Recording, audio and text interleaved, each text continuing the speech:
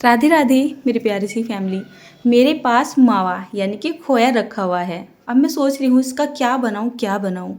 बच्चों से पूछा पेड़े बना दो, तो पेड़े खाने के लिए बच्चों ने मना कर ही दिया। गुलाब जामुन मैंने लास्ट टाइम बना ही लिए थे, तो मैंने सोचा चलिए तिल के साथ मिला के इनको कुछ बना लेती हूँ। सिंपली यहाँ पर मैंने कढ़ाई रख दी है। एक भारी सी तली वाली कढ़ाई ले लेते हैं। इसके बाद इसमें करीब 250 ग्राम के जितने वाइट वाले तिल डाल लेते हैं। तिल को भूनना बहुत ज़्यादा ज़रूरी होता है। अगर कच्चे तिल होते हैं ना तो इनमें एक कड़वाहटपन होता है, और जब ये तिल भून जाते हैं तो ऑटोमेटिक इनमें टेस्ट आ जाता है।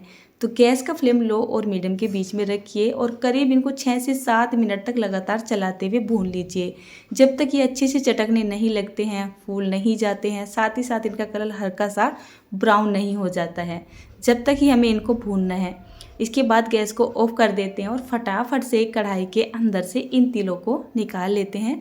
किसी स्टील की थाली या प्लेट में निकाल देंगे।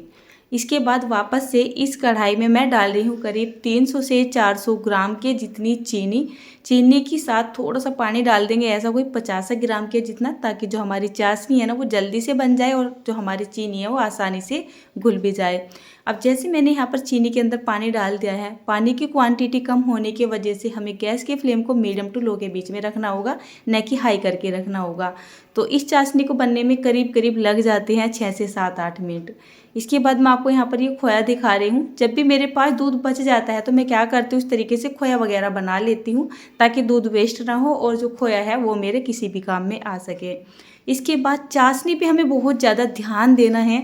ये जो चाशनी है ना, ये सेकंडों सेकंडों में बन के तैयार हो जाती है। तो जिस टाइम आप इस चाशनी को बना रहे हो तो एकदम चाशनी के पास ही खड़े रहो, मतलब ऐसा नहीं कि आप किसी दूसरे काम में लग जाओ। इसमें कुछ तार बनाए जाते हैं जो कि बहुत ही ज़्यादा इम्पोर्टेंट होते हैं, या किसी भी मिठाई को बनाने में जो हमारी चाशनी होती है उसका एक मेन रोल होता है, जिसको बहुत ध्यान से बनाना होता है। अब आप देखिए इसको बनाना किस तरीके से है।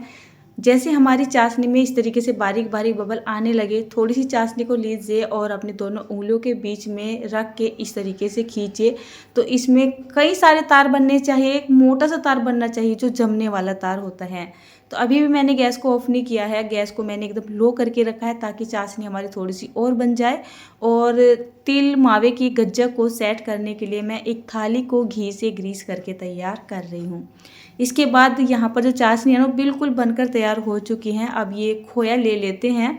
ठंडा हो रहा है, शाम के टाइम में निकाला था मैंने इसको, तो ठंडा होने की वजह से एकदम से थिक हो जाता है। और जब भी आप इस तरीके की गज्जक वगैरह या फिर मावे की बर्फी वगैरह बना रहे हो, तो मावे का भी एक मेन रोल होता है रेसिपी को अच्छा बनाने में।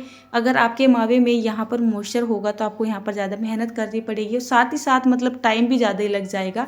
तो जब भी आप घर में खोया बनाओ तो उसको एकदम मॉइस्चर फ्री करके बनाओ, एकदम सूखा खोया। जब तक उसमें छींटे लगते रहते हैं ना, जब तक आप उसको आंच पे रखे रखो, और जब आपको ऐसा लगे कि जो खोया है ना बढ़िया से बन के तैयार हो चुका है मॉइस्चर फ्री, तो तब आप उसको निकाल लो। तो जैसे मैंने यहाँ पर ये खोया डाल दिया है, गैस का फ्लेम मैंने यहाँ पर लो कर दिया है और इसको अच्छे से चाशनी के अंदर मिक्स कर लिया है। साथ ही साथ जो तिल मैंने भून के तैयार किए थे उनको भी यहाँ पर डाल लिया है। आप चाहे तो यहाँ पर अपनी पसंद के हिसाब से कुछ ड्राई नट्स वगैरह को काट के भी डाल सकते हैं, लेकिन कुछ चीज़ें ऐसी होती है जिनका अपना ही एक टेस्ट होता है। तो जो तिल है ना वो एक ऐसी ही चीज़ है हमारे लिए जिसका एक अपना ही टेस्ट है। तो मैं नहीं चाह रही हूँ यहाँ पर कोई ड्राई नट्स वगैरह डालकर मैं तिल के टेस्ट को खो दूँ, है ना। तो अब हमें क्या करना है, गैस का फ्लेम को रखना है लो और मीडियम के बीच में, और इसको कंटिन्यू चलाना है। और जब आप देखो यहाँ पर ये अच्छे से जमने वाली कंसिस्टेंसी में जाने लगा है, तो इसकी एक भुनाई करनी है हमें हल्की फुल्की सी, जिसके लिए हमें यहाँ पर करीब 1 से 2 चम्मच के जितना घी डाल देना है। तो जब हम यहाँ पर घी को डाल देंगे, इसकी भुनाई करने में हमें काफ़ी आसानी हो जाएगी। साथ ही साथ जो हमारे तिल गज्जक या तिल बर्फी बनेगी वो भी काफ़ी सॉफ्ट बनेगी, अच्छी बनेगी मतलब की। तो 6 से 7 मिनट का टाइम आपको यहाँ पर भी देना है, जब तक कि बढ़िया तरीके से एकदम जमने लायक ना हो जाए, हल्का सा कलर चेंज ना हो जाए। और देखिए ये स्टील की कढ़ाई है, इसने कढ़ाई को भी छोड़ना शुरू कर दिया है। तो अब बिल्कुल ये जमने के लिए तैयार हो चुका है। इसके बाद क्या करते हैं, फटाफट से इसको घी से ग्रीस की गई थाली में निकाल लेते हैं। आप अपने घर में किसी दूसरे मेंबर की हेल्प भी ले सकते हो जो इस मिश्रण को निकाल सके, लेकिन कभी कभी बहुत भारी पड़ जाता है। यहाँ पर कोई भी नहीं था और मैं अकेली थी यहाँ पे, तो मुझे ये मिश्रण डालना बड़ा भारी सा पड़ा। स्टील की कढ़ाई है ना तो काफ़ी गर्म होती है, ऐसे भी नहीं पकड़ सकते हैं। और इस मिश्रण को यहाँ पर डालने में हमें ज़्यादा देरी भी नहीं करनी है, नहीं तो ये सेट हो जाएगा। तो थाली में डालने के बाद इसको बहुत बढ़िया तरीके से आपको फैला देना है। अब मैंने इसको 3 से 4 घंटे के लिए साइड में छोड़ दिया था ताकि अच्छे से सेट हो सके। तो 3 से 4 घंटे के बाद ये एकदम पीस काटने के लायक हो जाएगा। तो चलिए इसके पीस कट कर लेते हैं। इसके पीस आप अपनी पसंद के हिसाब से कट कर सकते हैं, चाहे स्क्वायर कर लो, चाहे रेक्टेंगल कर लो, या इस तरीके से डायमंड शेप के कर लो। आज मैंने इसके पीस डायमंड शेप में काटे हैं, बहुत ही अच्छे लगते हैं। वैसे तो ये अच्छे से सेट हो चुकी है, लेकिन खाने के लायक नहीं हुई है।